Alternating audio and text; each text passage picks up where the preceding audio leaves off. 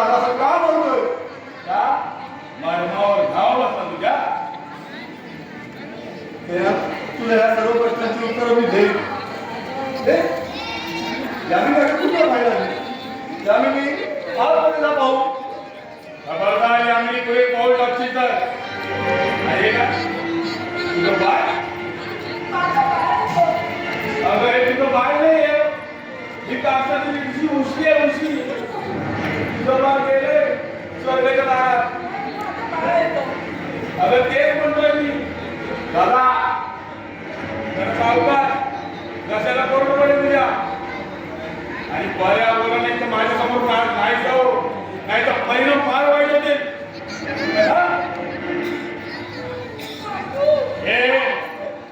तू कुठे निघालीस?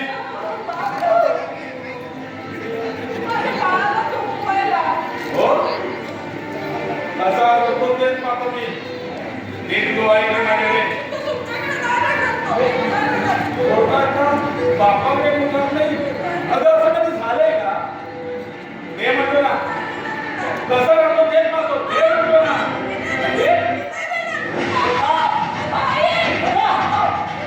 कोण पाहिल्या? होय दादा माणसा. तुला काय वाटतं? हे वहिनी तू जा. आता मी इथं उभा असताना तुझ्या अंगाला हात लावण्याची काही मत करतो. हात तोडून टाकीन त्याचा. तू जा.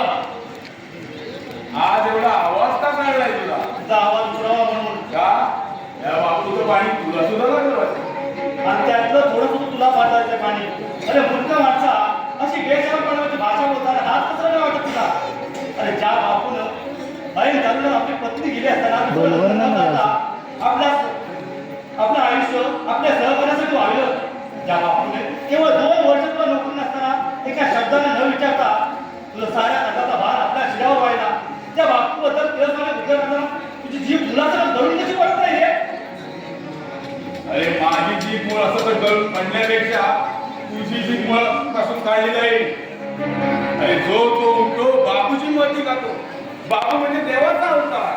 बापू म्हणजे पंचमनाथ. अरे वा रे वा बापू. बापूची मोठी कळणार नाही तुला. आणि गाडवाला मुलाची चौथी काय रे? अरे पण अशा देवांना चपला काही पुरवलं जातं. काय म्हणतो तुझं दादा? चपला पडलेला देवाला कळणार. दादा अरे आपण भाऊ भाऊ असे निष्काळ मांडत राहिलो. आता लोकांना मजा पाहायला मिळते. जरा तुझ्या वागण्याचा शांतपणे विचार कर. म्हणजे मी गुंड असं म्हणेन तुला? गुंड नाही रे, मवाळ्याचा बाप आहे तू. उगा रे एक लापात आणि ना पाणी प्यायला दिवस राहणार नाही. मी काय मेलेला आहे की तू प्यायला नाही आहे? अरे पण त्याची आई पण तुझी आई काय वेगळी आहे का? अरे हा बोल ना, आणि तोंड टोक कसं चालू आहे तुम्हाला? म्हणाला येईल ते बरं ना, म्हणजे जुगाराची पत्ता बिनण्याचं सोपं वाटतं त्याला. मग तुला काय वाटलं? बोलणं सोपं असतं पण करणं कठीण. समजा हे समजलो रे. तुला फक्त आता ताणे काय करतो? त्या आधीच्या बापूचा निकाल लावा. मग एकमेकाच्या माथ्यावर खुशाल बसा. अरे पण ह्याला आग वरून जाळं तू चढवलंस ना. आता काय घेतली? अरे 2 लाख मी चालता का घे दुसरं काय घेणार? त्याची फरक कमी तुला व्याजासहित फरक करेल. आहे का बोल? बरं. अरे पण आता तरी आता असेल का?